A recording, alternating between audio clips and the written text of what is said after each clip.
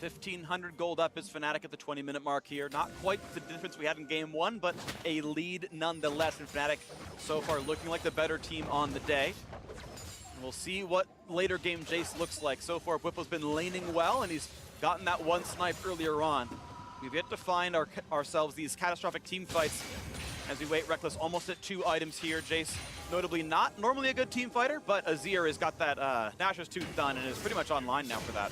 Very, very true.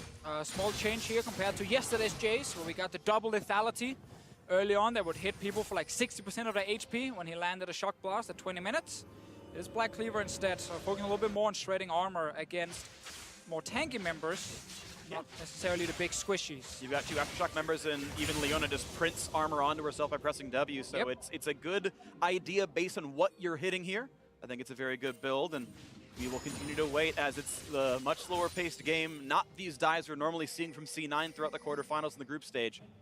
Fnatic able to play reactive, able to get a lot of farm. In fact, every single lane out farming their opposite member here. Yeah, especially Caps in the mid lane there. He's got the completed Banshee's Veil now. That, in addition to his cleanse, might allow him to get out of this, and fairly easily, we could say.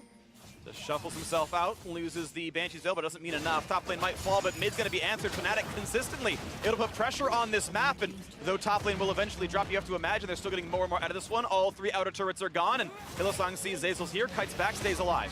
C9 spending a lot of time hiding in the jungle, hoping to find that one pick. Either someone would walk through the jungle to defend top lane, or they could get onto Caps, but in the end, they only get the top lane turret. Bot lane did stay alive as well. Jensen, can he find a good engage here? He's spotty. He's going to try. They're coming over the wall, looking for the play there. Not an ult just yet. Reckless cutting away. Fast pops the spell shield. Not going to drop, though.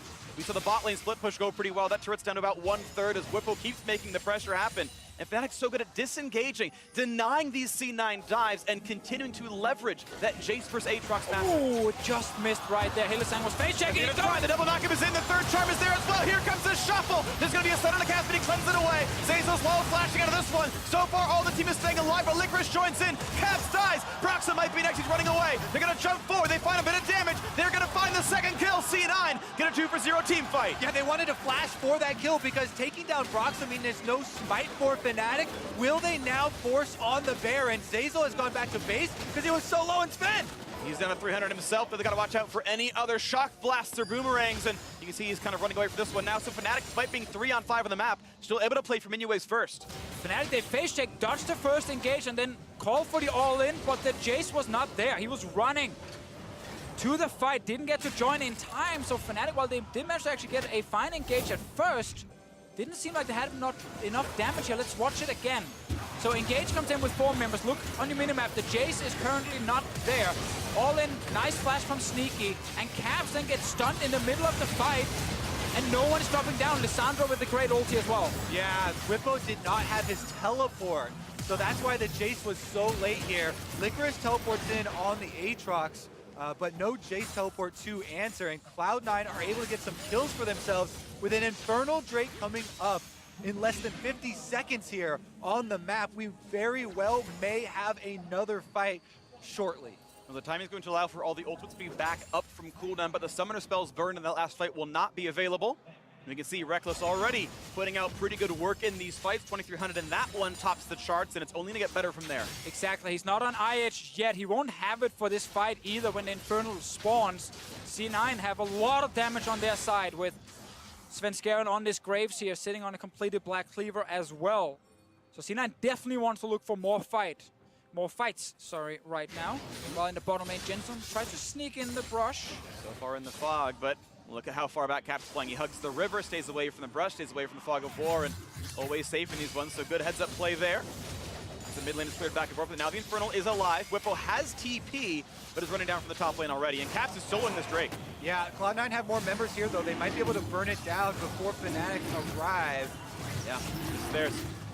And spawning Caps, they did. They know Baron can't be rushed that fast. Even if Fnatic runs that way, it's not that big of a risk just yet. It's all about just killing the wards over there for Fnatic. They knew taking this fight would have been too risky. Caps tried his luck by starting it, hoping that C9 would be too far away or just not reacting in time. Caps having no flash, no cleanse is a very good mark for C9. I do appreciate, again, as you're saying, try to sneak it. If you get lucky, then great, but, you know, making the smart choice of, okay, they showed, we'll back off, no problem here. a good play. And again, I think Fnatic have to play around those cooldowns. Those summoner spells are required to win these team fights. And so for a little while, Cloud9 will have map control. Yeah, the two carries there for Fnatic, both with spell shields. Now, going to be fairly difficult to dive in on, and we'll have to look for layered spells, trying to pop those early in the fight. Whereas Cloud9 now laying down the control wards around Baron, trying to create a pocket of fog of war to look for those picks like we just saw a couple minutes ago. Make use of the Leona and the Lyssandra's very quick initiation. We have pickaxe on Reckless and about 1,500 gold at this point. He desperately wants the eye edge.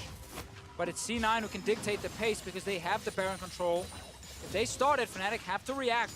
And that's when you can get the all-in engage from C9.